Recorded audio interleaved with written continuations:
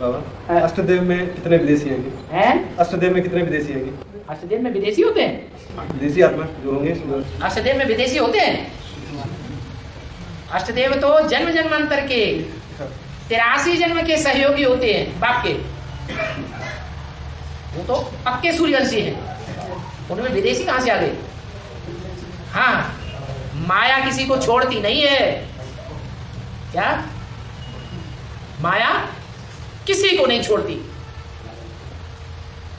माना जिसमें बाप प्रवेश करता है उसको भी नहीं छोड़ती है। भक्ति मार्ग में गीत गाती है माताएं, माया नजरिया मार गई रे, ब्रह्मा को मारी, विष्णु को मारी, शंकर की दाढ़ी हिलाई गई रे। मारा नहीं, लेकिन फिर भी दाढ़ी पकड़ के झकझोर के चली गई।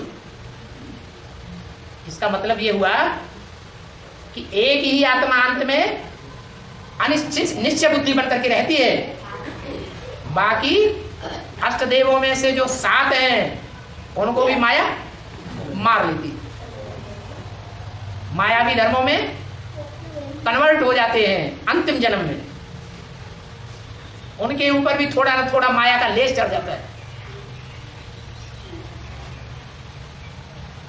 तो जो अष्टदेव हैं उनकी पहचान में थोड़ा थोड़ा अंतर होता है, उनके चेहरे की फिनिशिंग में थोड़ा अंतर आ जाता है और नंबर तैयार हो जाते हैं। बाकी अष्टदेव दूसरे धर्म के नहीं होते हैं। 84 जन्मों में से एक जन्म थोड़े समय के लिए माया के चंबे में आ गए तो उनको विदेशी और विदर्भी नहीं कहेंगे। क्यों? क्योंकि सुबह का भूला ज्यादा लंबे टाइम नहीं, कई दिनों, कई हफ्तों, कई महीनों, कई वर्षों तक भूला हुआ बना रहे नहीं। सुबह का भूला शाम को घर आ जावे तो भूला हुआ नहीं कहा जाता। इसलिए वो असल सूर्यवंशी हैं। उन 8 के आधार पर ही जो नई दुनिया का फाउंडेशन पड़ता है वो पक्का हो जाता है। पारिवारिक पहली इकाई तैयार होती है जो नई दुनिया की स्थापना में पहले प्रसिद्ध होती है। फिर धीरे धीरे उनमें 108 जो 12 के दूसरे ग्रुप हैं जो ऐड होते जाते हैं। इसलिए अव्यक्तवाणी में बोला हुआ है, एक भी पावरफुल संगठन तैयार होने पर एक संगठन दूसरे संगठन को खींचते हुए, एक ग्रुप दूसरे ग्रुप को खींचते हुए अंत में 108 की माला का संगठन तैयार हो जाएगा, जिनकी एक ही भाषा होगी, 2 भाषाएं नहीं होंगी। एक कुछ बोले दूसरा कुछ बोले, 108 एक सुर से एक ही बात बोलेंगे, एक ही बात साबित करेंगे,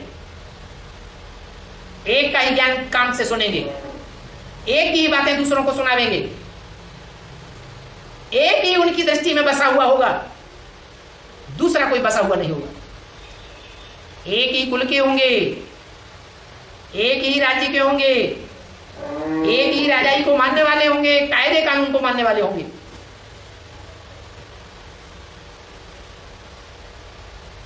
इसलिए उनको कहा जाता है अद्वैत। अद्वैत माने देवता, जो दूसरे को नहीं मानते। माने नहीं, द्वैत माने दूसरा। अभी तो ऐसे ढेर हैं जो आपस में एक दूसरे की बातें मानेंगे और बाकी बात खंडन करेंगे।